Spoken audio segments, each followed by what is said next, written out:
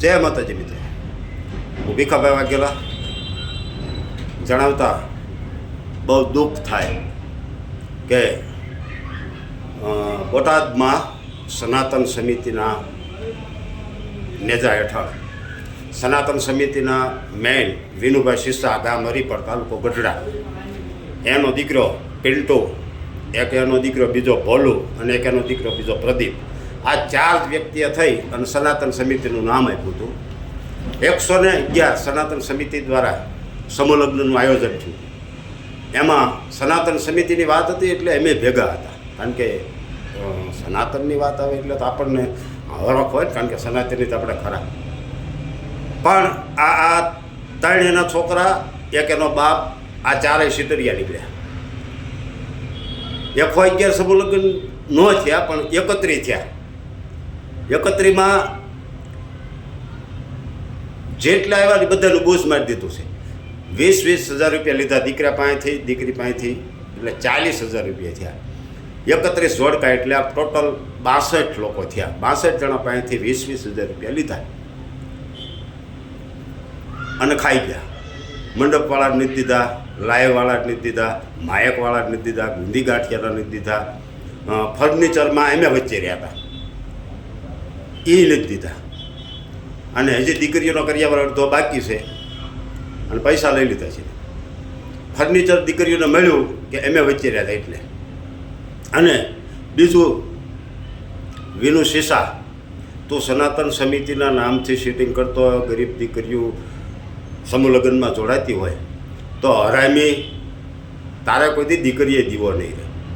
અને એના ગામના આગેવાન બેન, મારી પાસે નામ છે, એ સાવરતા હોય તો તમારે કોઈથી દીકરીએ દીવો નહીં રહ્યો, પા પડી જાય છે. ગરીબ દીકરીઓના તમને હાય લાગશે, તમને શરમ થવી જોઈએ.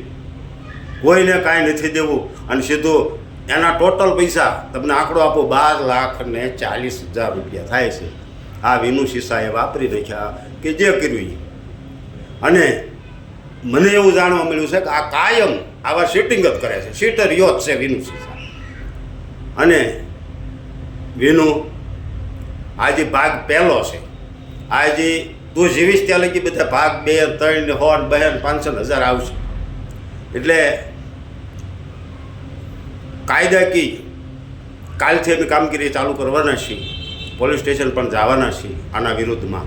અને તમામ દીકરીઓને મારી વિનંતી, કરબદ્ધ પ્રાર્થના કે આવા હરામી વિરુદ્ધ ફરિયાદ લખાવાય, એમાં વાંધો નહીં. કારણ કે અણેમાં વાંધો જ નહીં.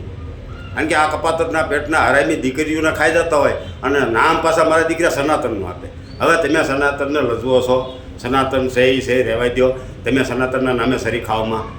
વિનુ શિસા, સાંભળજે, તારે ખાવા ધાન કે પહેરવા લુગડું ન રહે તેથી ભીખાલાલ વાઘેલાને યાદ કરજે. હરામીના પેટના સીટિંગ આવું તારું બાપ કરાય, તને પાપ પડી જાય. પાપ સમજો, તારે ભાગવું જ પડે. આખી જિંદગી ભટકી જ રહેવું પડે. તો એકલો હાંખ્યો હોય નહીં, તને શરમ થવી જોઈએ. અને તમામ મિત્રોને વિનંતી, ખાસ આ વિડીયો શેર કરજો. કારણ કે આમાં કાંઈ કરોડપતિની દીકરીઓ જોડાવા આવી ન હોય, એને ન્યાય મળે અને એને કરિયાવર મળી જાય, આ મુદ્દો છે. બીજું, સમૂહલગ્ન ઘણા બધા કરે છે, ધંધો કરતા હોય ને એ લોકોને ચેતવણી કે હવે શેતી જાયજો, નકર તમારું લાંબુ નહીં હાલે, તમને પા પડી જાય છે. હાસું ખોટું કરતા હોય દીકરીઓના નામ ઉપર તો બંધ કરી દેજો. તમારે ખાવા ધાન કે પહેરવા લુગડું નહીં રહે. હા, કુદરત નહીં રહેવા દે. હરામનો જ નકરું ભેગું કરવું છે. ધંધો સારા લગ્ન, સમૂહ લગ્ન કરતા હોય ને વંદન છે, એને આપણે વંદન કરીએ છીએ. દીકરીઓને કંઈક દેવાની ભાવના હોય, દીકરીઓને પોતાની દીકરી માનતા હોય, મારી દીકરીને કંઈક દઈ દેવું છે, એવા સમૂહ લગ્ન કરતા હોય ને આપણે વંદન કરીએ છીએ. પણ જે સીટિંગ કરતા હોય, 20,000 રૂપિયા લઈ અને 8-10,000નું ફર્નિચર લઈ દઈને 2-5,000ના વાસણ લઈને જે ધંધો કરતા હોય, એ લોકોને મારી વિનંતી છે, તમે બંધ કરી દીજો. ન કરતા પા પડી જશે, માણા મૂકી દેશે, કુદરત નહીં મૂકે, ત્યાં જવાબ દેવો પડે છે મોટા બાપુને. એટલે વિનુભાઈ શિસા, તમારે જેમ રખડવું એમ રખડો, અને બોટાદ જિલ્લામાં તારીખ 2/2 વસંત પંચમી 2025 જે સમૂહ લગ્ન થયા હતા તાજ પર રોડે સર્વજ્ઞાતિ અને એના સનાતન સમિતિમાં આની પાસે સમિતિમાં કોઈ હતું જ નહીં. મેં જે અગાઉ નામ દીધા ને, વિનુભાઈ શીશા, હરિપાદ, એનો છોકરો એક પિન્ટુ, એનો છોકરો એક ભોલું અને એનો છોકરો એક પ્રદીપ, આ ચારેય બાપ દીકરા, ત્રણ એના છોકરાની કે એનો બાપો, આ ત્રણેય સનાતન સમિતિના નામથી, બાકી સમિતિમાં કોઈ હતું નહીં. અત્યારે અમને જાણવા મળ્યું.